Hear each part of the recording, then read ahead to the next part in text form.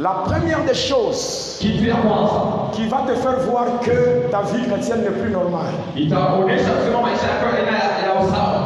La première des choses, c'est ceci. Lire la Bible deviendra difficile. Alléluia. Alléluia. Est-ce que dans la salle, tout le monde a sa Bible? Qui a sa Bible?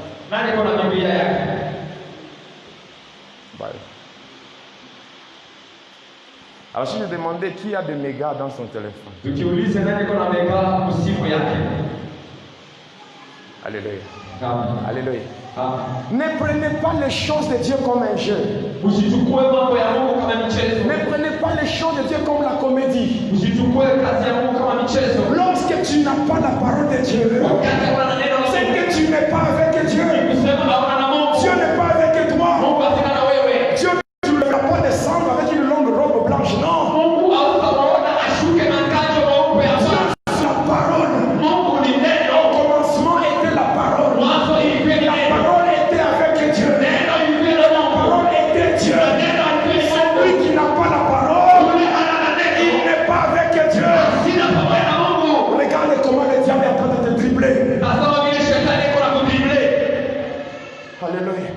Le tout n'est pas d'avoir un téléphone, un smartphone pour télécharger la Bible en version électronique. Est-ce que tu as la Bible en format papier?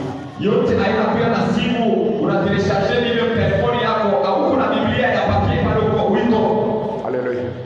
La Bible coûte combien? C'est $10 seulement.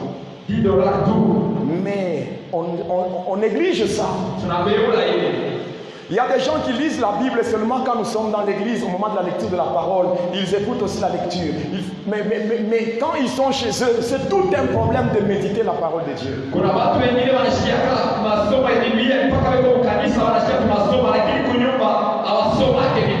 La deuxième des choses qui montre que ta vie chrétienne n'est plus normale, c'est lorsque prier devient un travail difficile. Alléluia. Aujourd'hui, le chrétien aime beaucoup qu'on prie pour eux. Eux-mêmes ne veulent pas prier. Si toi tu fais qu'on prie pour toi, et lorsque ton bébé sera malade, qui priera pour ton bébé? Pendant que toi tu es éloigné de ton pasteur ou bien des intercesseurs. Un vrai disciple, selon Luc 11 verset 1er, c'est lui qui demande au Seigneur en lui disant: apprends-moi à prier. Prier, c'est parler avec Dieu. Quand tu pries, même si tu n'es pas un pasteur, quand tu pries, le Dieu du ciel, il est aussi ton Dieu. Quand tu pries, il va t'écouter. Apprends à prier. Alléluia. Alléluia. On peut prier pour toi, pour te soutenir. Mais par moment, engage ta foi. Prie, tu verras la main de Dieu. Alléluia. Alléluia. Matthieu 26, 41. La Bible dit quoi? Veillez et priez afin que vous ne tombiez point dans la tentation. L'esprit est bien disposé, mais la chair est faible. Luc 18 à partir du verset 1er nous demande de prier sans relâche. 1 Thessaloniciens 5, 17 demande, nous dit ceci: priez sans cesse. Dieu, par rapport à la première caractéristique d'une vie chrétienne qui n'est plus normale, là, lorsque lire la Bible devient difficile, là, quand nous prenons Josué 1,8, qu'est-ce que la Bible dit? Que ce livre de la loi ne s'éloigne point de ta bouche, mais dites-le jour et nuit pour agir fidèlement selon ce qui est écrit. C'est ainsi que tu réussiras et tu auras du succès dans ce que tu entreprendras.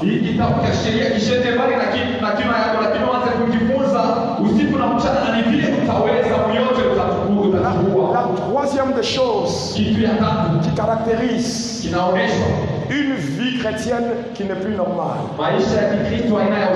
Lorsque jeûner devient une punition.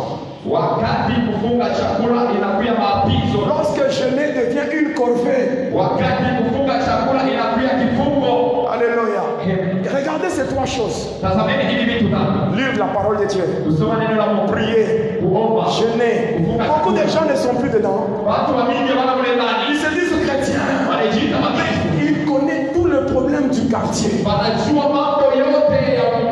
Mais pas le problème de la Bible. Là, ils ne connaissent pas. Ils peuvent te raconter avec tous les détails. Le problème politique. Le problème des corona. Il connaît tout. Il connaît tout. Pose la question. Qu'est-ce que Jésus nous dit? Alléluia. Par rapport au pardon. Il ne connaît pas. Il ne connaît même pas par où commencer. Mais amenez cette personne sur le terrain de la médisance. Un champion. Champion. Diplômé. Même gradué. Gradué en médisance. Mais il ne connaît rien. Même pas un verset de la Bible. Et ça, c'est quoi ça? Jésus a dit, on reconnaîtra que vous êtes mes disciples lorsqu'on vous verra mettre en pratique ma parole. Quand tu viens me raconter le problème des gens, ça va m'édifier en quoi? Tel a fait. Tel a fait. Ça ajoute quoi dans ma foi? Alléluia. La prière devient difficile s'il n'y a pas un modérateur. Les gens dorment dans l'église. Non. Le modérateur a ses problèmes. Toi aussi tu as tes problèmes. Lorsqu'il faut prier, prie parce que tu te connectes à Dieu. Jeûner. Le jeûne devient une corvée. Il y a même des gens qui sont capables de tricher. Avant de venir, il mange quelque chose, mais à l'église, il fait semblant comme s'il n'a rien mangé. Mais quand tu fais ça, tu es en train de jeûner pour quelqu'un ou bien c'est pour toi? Non,